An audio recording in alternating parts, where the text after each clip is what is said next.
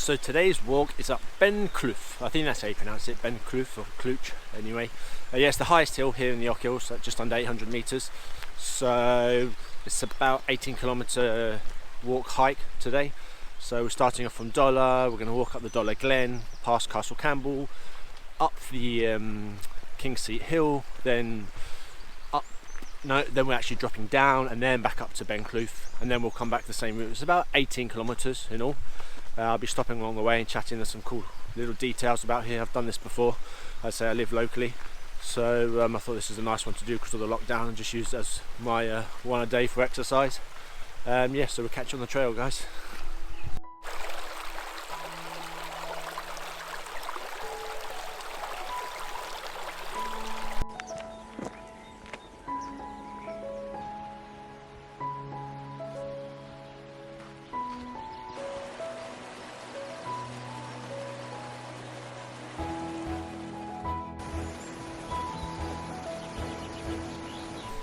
Once you're about 5 minutes into your walk, you really then get the sense of the gorges appearing and everything.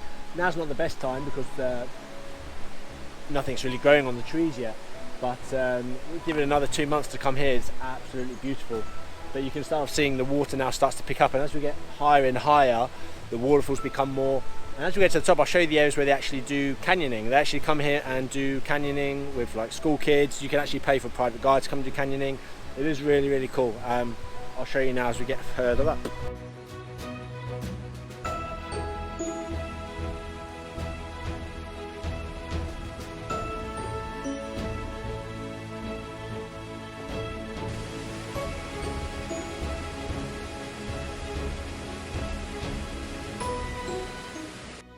So there's actual sections of the walk that you can actually come off the main path and walk down the stairs. You'll see at the top there, that's the main bridge. It is really, really well looked after. It's so family friendly to come and do this hike.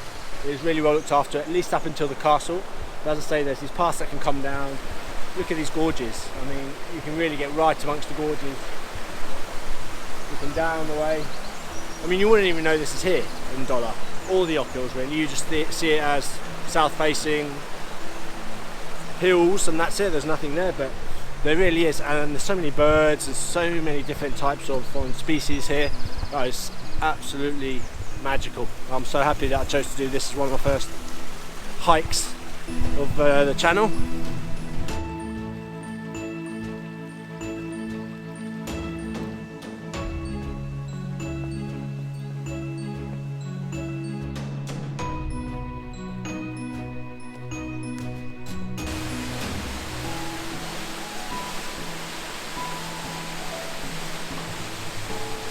So now we've passed the castle and we're just getting more higher up into the glen. We're probably another 300 metres and then we're out of the glen up onto the grassy hills. But I just wanted you to see, so you can see, I don't know if you can make out the clarity of the pools down there. This is where they do the canyoning, and they do the canyoning for another 100 metres, and that's where they get out, and they start about 200 metres further up the river. It's absolutely beautiful. I mean, I love going on expeditions around the world and hiking the munros and doing all the cross-country skiing, but to have so much beauty all just like condensed into one small place like Dollar Glen, it's absolutely breathtaking. I mean, you can even see down here, this is one of the slide chutes that they take. They just slide down into the big pool below.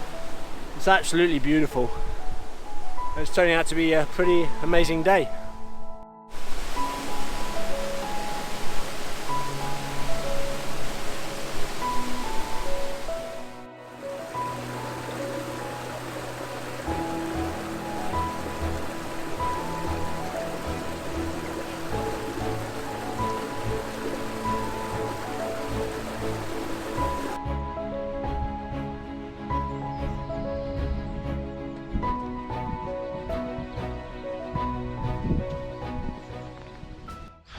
So as you can see now, we're just leaving Castle Campbell behind us, and we're going to start heading up to the mountains, hills. You can see King's Seat up there, so that's going to be our first port of call, but we're going to head up this way and just traverse over to the top of it, and then just drop down on the other side of it.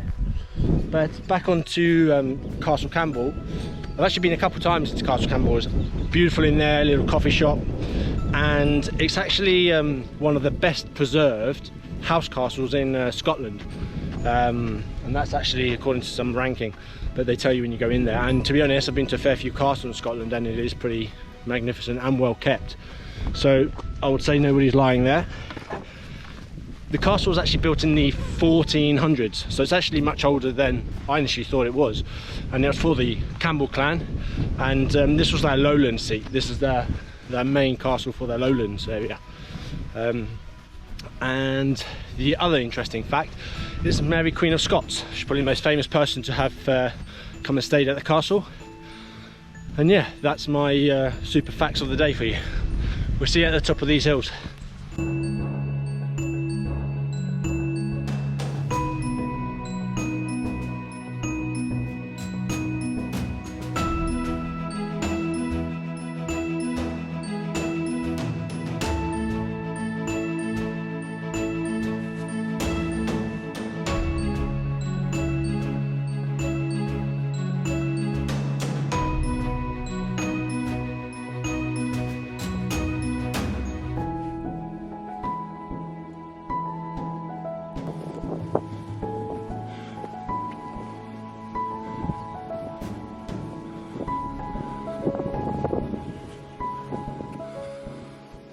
So peaceful sometimes, just getting out in the hills, nobody about. To be honest, there's never anybody on these hills.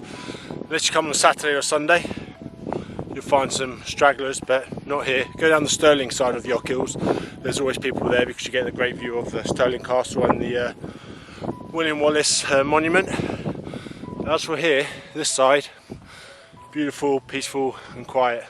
And there's something about just walking on grassland. Good for the soul.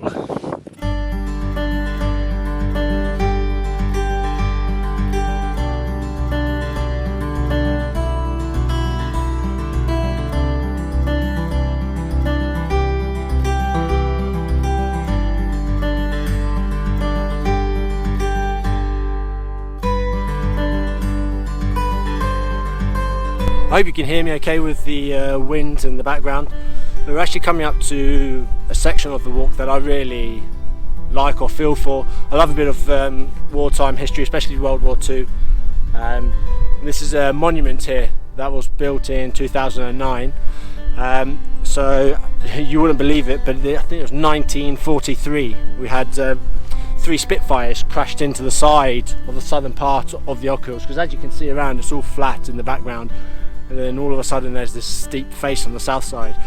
So the 3 Spitfires had left from Rath Grangemouth, which is in that direction over there. Maybe you can see the smelters, so it's around that area. They left there and it was on a misty morning and they ended up crashing in. 2 of the Spitfires had pilots from the Royal Canadian Air Force. They died straight away. The Australian Air Force pilot, he was able to sort of get a bit of an angle, still ended up crashing, dragging himself off the mountain. I think he even had pneumonia and everything and lived until like the 60s. But yeah, quite a sad story, but it's mad to think that that's a bit of World War II history here in the Ochills with Spitfires. The guys never got to go to war and ended up dying here because of bad weather. There is actually here, because the Ochills does get pretty gnarly weather, there's the Ochills Mountain Rescue. They're based just down, I think it's in Tillycoultry at the back of there. So there is that. There, many people do go astray up here, get lost or just injuries, but good old mountain rescue teams here find everyone and keep everyone safe. Cool. Nearly at the top of the King's Hill seat. We shall see you at the top.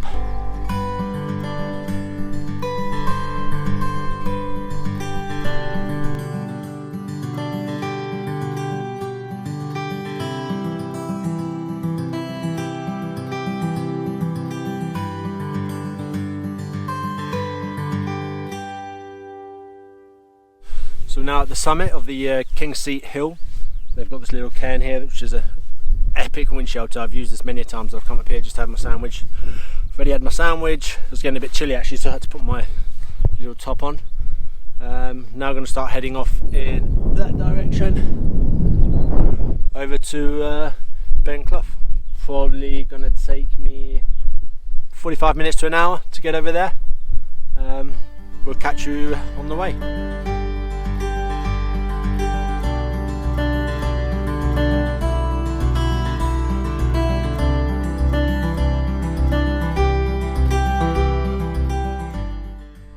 So I've just come down from the King's Seat, which you can see behind me, across the valley, and now we're heading up to Clough. But I just wanted to sort of point out, I don't know if you can see in the distance, the wind turbines. These ones are owned by EDF Renewables, and when they put them in, they signed up to give the Ochills Mountain Rescue donation, a yearly donation. What was it? £5,000, that's it. £5,000 to like 2030 something, so that's not bad for EDF. I'm sure they make a lot more money from it, but I'm sure that £5,000 won't go amiss for the mountain rescue team here.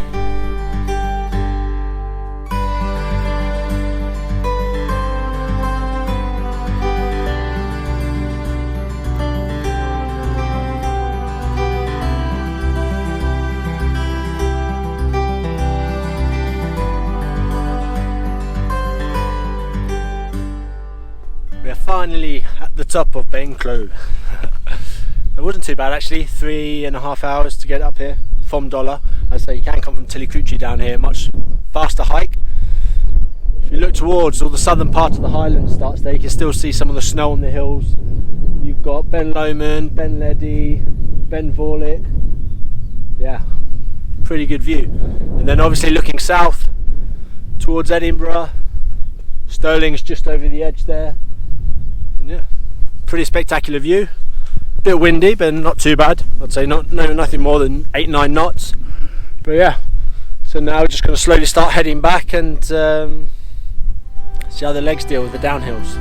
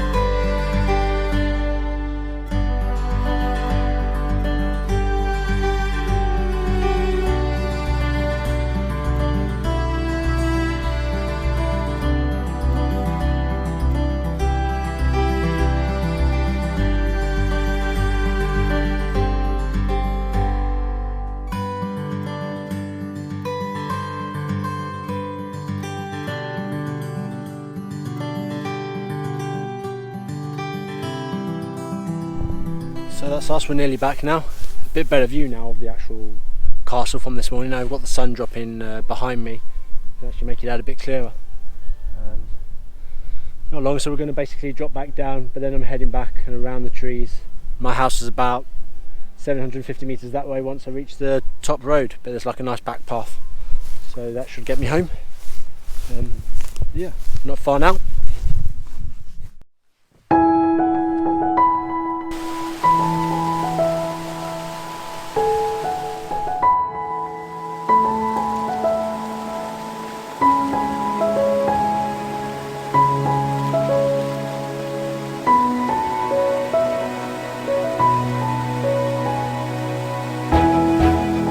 I thought I'd just venture into one of these little canyons just so you get a better idea how beautiful is it now with the light that's coming on the back on all the moss.